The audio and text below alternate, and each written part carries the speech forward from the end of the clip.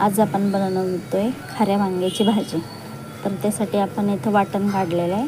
कांदा, कोथिंबीर, खोबरं, मिरची, आलं आणि लसूण हे आपण वाटण काढलेलं आहे. वाटण मिक्सरला फिरवून घ्यायचं आहे, भाजायचं वगैरे नाही आहे. असंच कच्चंच वाटण आपण मिक्सरला वाटून घ्यायचं आहे. अशा पद्धतीनं मी वाटण तयार केलेलं आहे.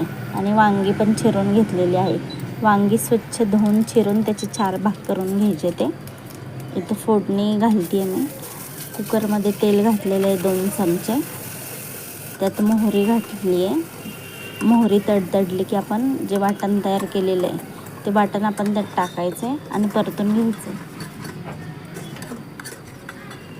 हे छान वाटण परतून घ्यायचं आहे. हे वाटण परतून झाल्यानंतर आपण थोडीशी हळद आणि मीठ घालायचं आहे.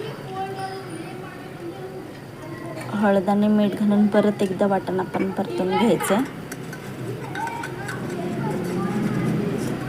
वाटण परतत आल्यानंतर परत आपल्याला शेंगदाण्याचं कूट घालायचं आहे. त्यात मी 3 चमचे इथं शेंगदाण्याचं कूट घालते आहे.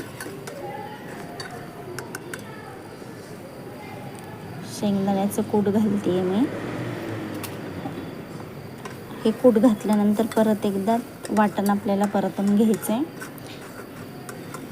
शेंगदाण्याचं कूट पण त्यात छान मिक्स झालं पाहिजे, त्यासाठी आपण परत एकदा वाटण परतून घेतो आहे. हे छान पद्धतीने आपण वाटण परतून घ्यायचं आहे.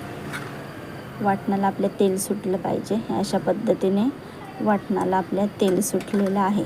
त्यानंतरच आपण चिरलेली वांगी घालणार आहोत. ही चिरलेली वांगी आपण त्यात टाकायची ते आणि परत एकदा वाटण आणि वांगी आपले परतून घ्यायचे. हे परतल्यानंतर आपण त्यात 1 ते 1.5 ग्लास पाणी घालायचे. हे वांगी परतून घेतली तर मिक्सरचं जे भांडं होतं वाटण वाटलेलं त्यातच मी पाणी घातलेलं आहे. त्यात थोडा राहिलेला मसाला त्यातच पाणी घालून मी ते पाणी टाकलं आहे आणि परत एकदा थोडंसं पाणी घातलेलं आहे. असं 1 ते 1.5 ग्लास मी पाणी टाकलेलं आहे. जास्त पाणी घातलं तर ते कुकरमधून बाहेर येतं, त्यामुळं प्रमाणात पाणी घातलं तर पाणी बाहेर येत नाही.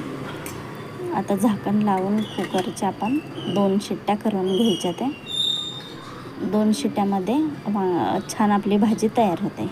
अशा पद्धतीने आपली भाजी तयार आहे.